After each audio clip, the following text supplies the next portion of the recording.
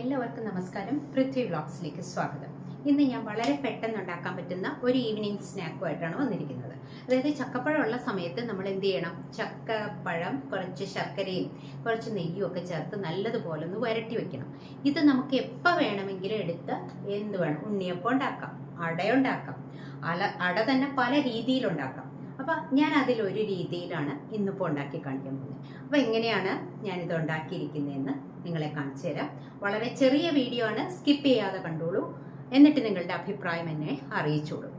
വരൂ, നമുക്ക് നമ്മുടെ വീഡിയോയിലേക്ക് പോകാം. ഇത് ചക്കപ്പഴം ശർക്കരയും കൂട്ടി വേവിച്ചിട്ട് അത് കുറച്ച് നെയ്യും കൂടെ ചേർത്ത് ഒന്ന് ഡ്രൈ ആക്കി എടുത്തേക്കണേ ചക്ക വരട്ടിയത്.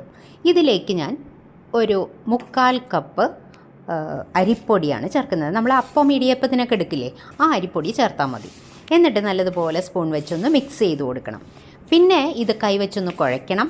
അതിന് വേണ്ടിയിട്ട് അല്പം വെള്ളവും കൂടി ചേർക്കാം. കാരണം എന്താണെന്ന് വെച്ച് കഴിഞ്ഞാൽ ഈ ചക്ക വരട്ടിയത് നമ്മളുടെ മധുരത്തിന് ആവശ്യമുള്ള ചക്ക വരട്ടി. ഞാനിതിൽ പ്രത്യേകിച്ച് ശർക്കരയൊന്നും ചേർക്കുന്നില്ല. ഇപ്പോൾ ചേർത്തത് തേങ്ങ ചിരകിയതാണ്. 1/2 കപ്പ് തേങ്ങ ചിരകിയത് ചേർത്തിട്ടുണ്ട്. ഇത് ചെറിയ ജീരകത്തിൻ്റെ പൊടി.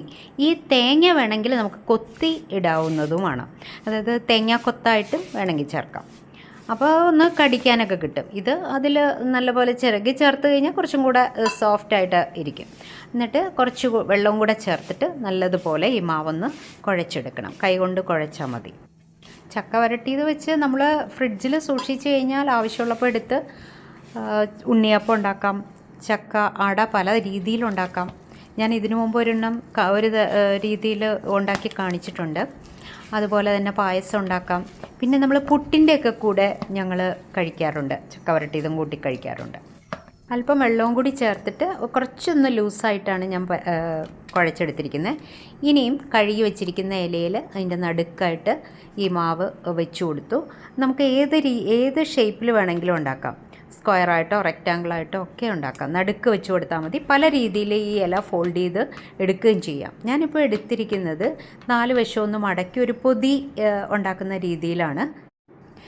ഇതേ രീതിയിൽ അങ്ങ് ഫോൾഡ് ചെയ്തെടുത്താൽ മതി. അതുപോലെ ഫുൾ മാവും നമ്മൾ ഇലയിൽ വെച്ചിട്ട് പൊതിഞ്ഞ് എടുത്തിട്ടുണ്ട്.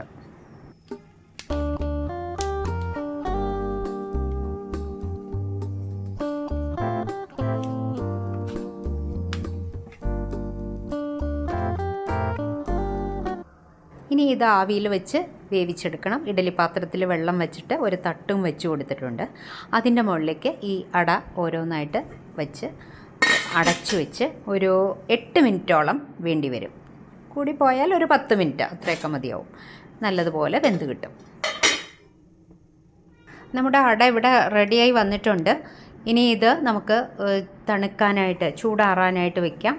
എന്നിട്ട് ഇല മാറ്റി നമുക്ക് കഴിക്കുകയും ചെയ്യാം. ചായയുടെ കൂടെ ബെസ്റ്റാണ്. കട്ടൻ ചായയുടെ കൂടെയോ പാൽ ചായയുടെ കൂടെയോ എങ്ങനെ വേണമെങ്കിലും കഴിക്കാം. കുട്ടികൾക്കും ഇഷ്ടാവും, മുതിർന്നവർക്കും അതേപോലെ തന്നെ ഇഷ്ടപ്പെടുന്നൊരു വിഭവമാണ്.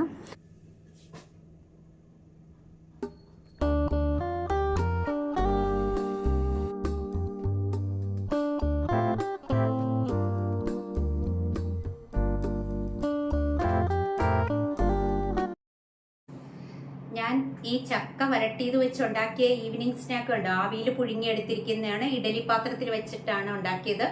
നല്ലൊരു ചായയുടെ കൂടെ കഴിക്കാൻ പറ്റിയ നല്ലൊരു വിഭവമാണ്. അപ്പോൾ നിങ്ങൾ ഉണ്ടാക്കി നോക്കിക്കോളൂ. അടുത്തൊരു വീഡിയോയിൽ നമുക്ക് ഉടനെ കാണാം. Thank you. ബൈ.